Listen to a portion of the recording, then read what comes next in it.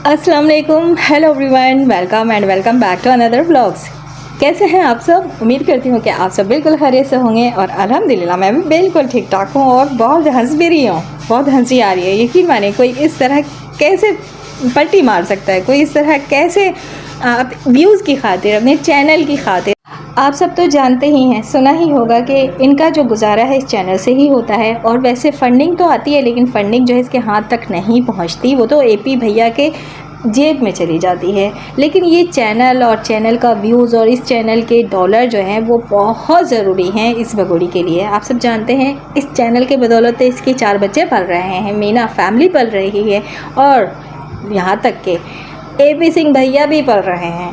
और ये भगोरी यहाँ पर आकर हमें टोंट भी मार रही है और हमसे व्यूज़ की उम्मीद भी लगा रही है और हमें मस्का पॉलिश भी कर रही है, ये बताकर कि जो हमारे प्यार करने वाले हैं, जो हमारे फ़ैन हैं, जो हमारे नाम से चैनल चलाते हैं, ये बात इसने बहुत काम की है और अपने मतलब की है। जो हमारे नाम से चैनल चलाते हैं, क्या लगता है मेरे प्यारे प्यारे से वाईटी फैमिली कि ये अल्फाज इसने जो अदा किया है कि जो हमारे नाम से चैनल चलाते हैं, वो उसने हमें बोला है या अपने प्यार करने वालों को बोला है?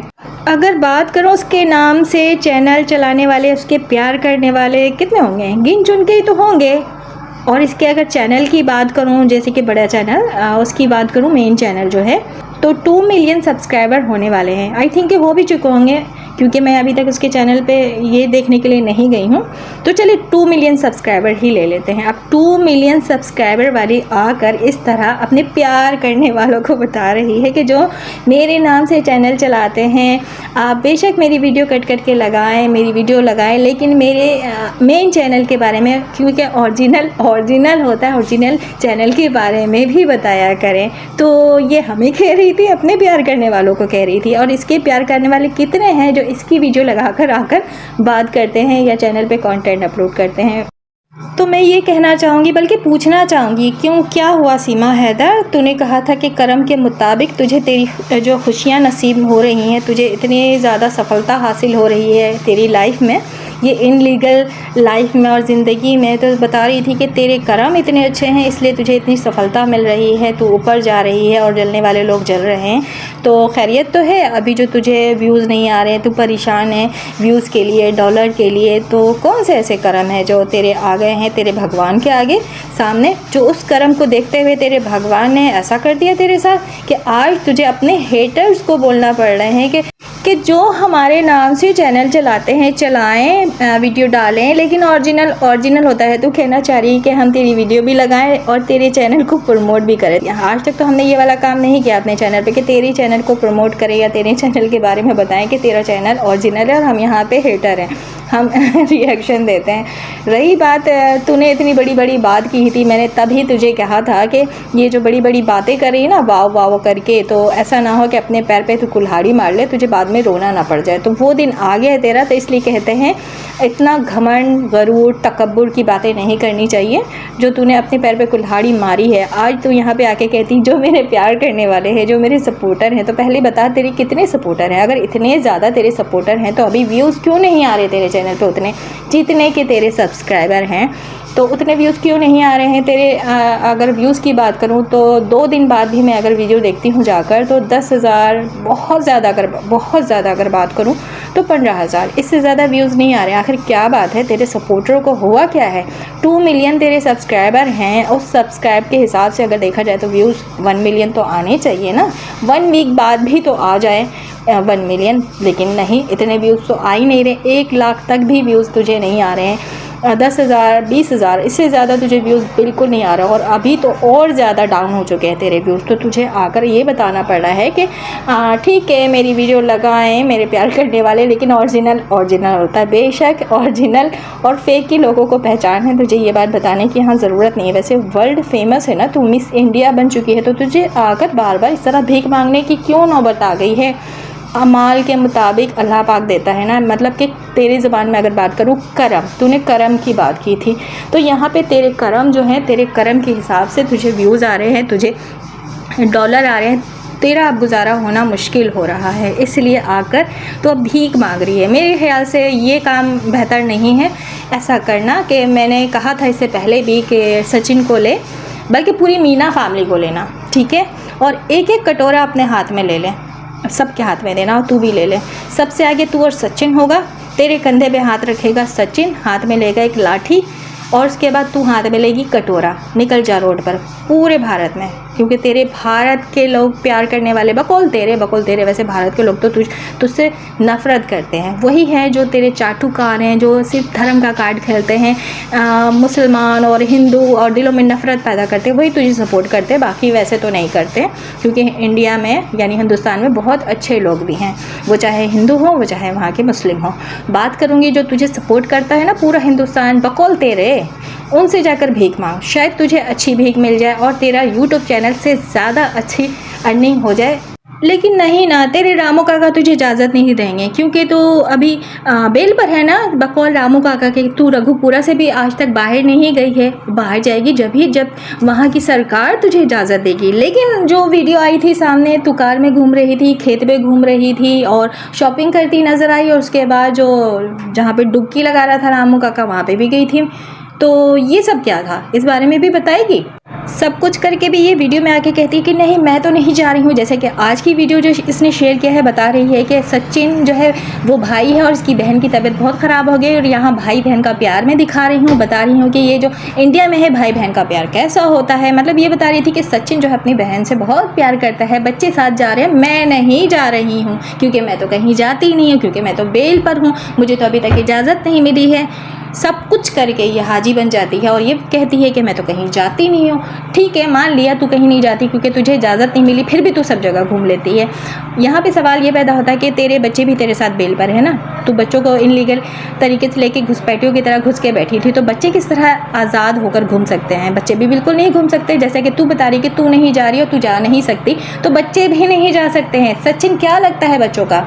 नाजायज़ रिश्ता है सचिन से, वो तो लीगल है ही नहीं बच्चों के साथ कहीं से भी, कानूनी तौर पे भी और वैसे भी। तो बच्चे किस तरह जा रहे हैं बाहर? बच्चों को किसने इजाज़त दी कि बच्चे जाएं सचिन के साथ दूसरे गांव?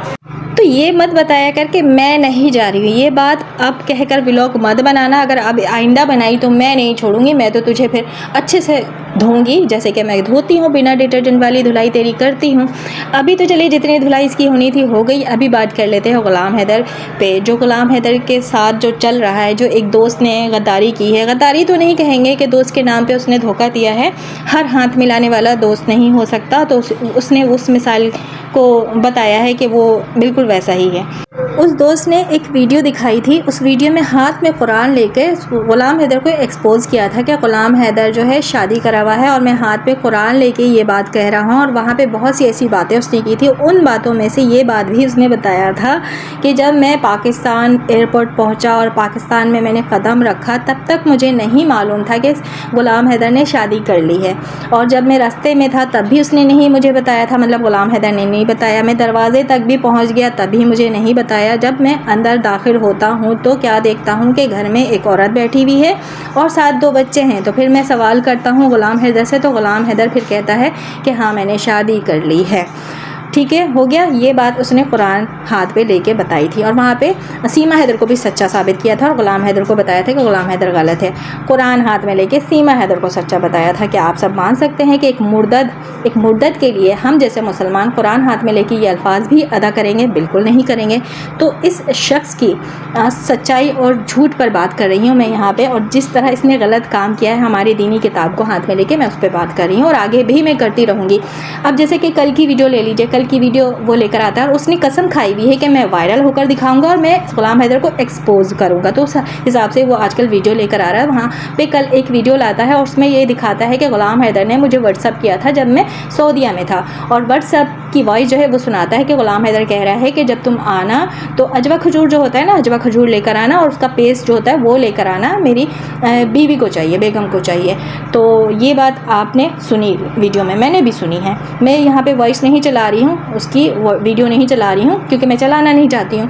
तो मैं ये कहना चाह रही हूँ, जब सऊदीया में था बकौल उसके, उसने ख़ुद ये बात कही कि व्हाट्सअप करता है ग़ुलाम हैदर। तो सऊदीया में रहते हुए ये बात सामने आ गई कि ये बात ग़ुलाम हैदर ने ख़ुद बताई व्हाट्सअप पे कि उसकी बीवी को अजवा खजूर चाहिए। तो ये बात सुनते हुए क्या वो दोस्त जो है बहरा हो गया था? कल की वीडियो के मुताबिक उस दोस्त की बात तो झूठी निकली जब वो कुरान हाथ में लेके बता रहा था कि मुझे पाकिस्तान में कदम रखते तक नहीं पता था कि ग़ुलाम हैदर ने शादी कर ली। लेकिन कल की वीडियो की बात करूं तो वहाँ पे बता रहा है कि मैं जब सऊदीया में था तो ये बात ग़ुलाम हैदर ने वॉइस में कहा व्हाट्सएप पे कि मेरी बेगम को चाहिए अजवा खजूर। तो अब आप सब फैसला करें, आप सब बताएं कि किस बात में सच्चाई है और किस बात पे यकीन करनी चाहिए। क्या इस शख्स की बात में यकीन करना भी चाहिए या कि नहीं? खैर हम तो नहीं करते क्योंकि हमें पता है सच और झूठ, और हमें पता है कि इसको सिर्फ वायरल होना है।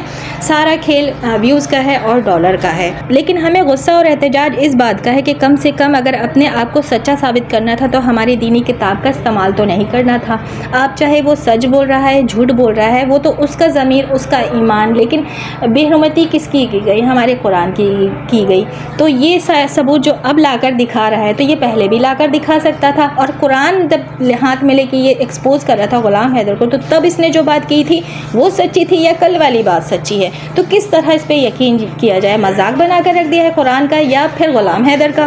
तो ये एक्सपोज का प्रोग्राम ग़ुलाम हैदर के एक्स दोस्त का चलता ही रहेगा। और आजकल आप सब जानते हैं जो वायरल होना चाहता है यूट्यूब पे, और आप जानते हैं ये एक्स दोस्त जो है ये कसम खा चुका है कि मैं यूट्यूब पे वायरल होकर दिखाऊंगा। तो ये जो वायरल होने की कसम खाए यूट्यूब पे, तो क्या लगता है कि वो आया है 4 बच्चों के लिए आवाज़ उठाने या फिर यूट्यूब पे व्यूज़ कमाने, अपने आप को वायरल करने, यूट्यूबर बनने? तो यूट्यूबर बन चुका है, आधा वो आगे मुकम्मल बन जाएगा जब मुकम्मल ग़ुलाम हैदर को एक्सपोज कर देगा। जैसे कि आज की भी एक वीडियो आई है, एक्सपोज करने की कोशिश किया है, मैंने तो नहीं देखा क्योंकि मैं ज़रूरी नहीं समझती हूँ। बट मुझे जो बुरा लगा है बात ये लगी है बात कि कम से कम इस बात को करते हुए जो चीज़ें की जा रही हैं, आज सबूत लाकर दिखा रहा है, वो सच्चा है ये झूठा, इस बारे में मैं अभी बात नहीं करूँगी। जो मुझे झूठा लगा मैंने उस बारे में अभी बात कर ली। ये सारे सबूत कुरान हाथ में लेने से पहले भी दिखाई जा सकती थी। ज़रूरी नहीं था कि कुरान की बेहुरमती की जाए, इस तरह हमारी दीनी किताब का मजाक बनाया जाए। बस अफसोस इस बात का है यहाँ पे सब डॉलर का खेल है, सब चैनल का खेल है, लेकिन बेइज्जती, बेहुरमती हमारे दीनी किताब की जा रही है।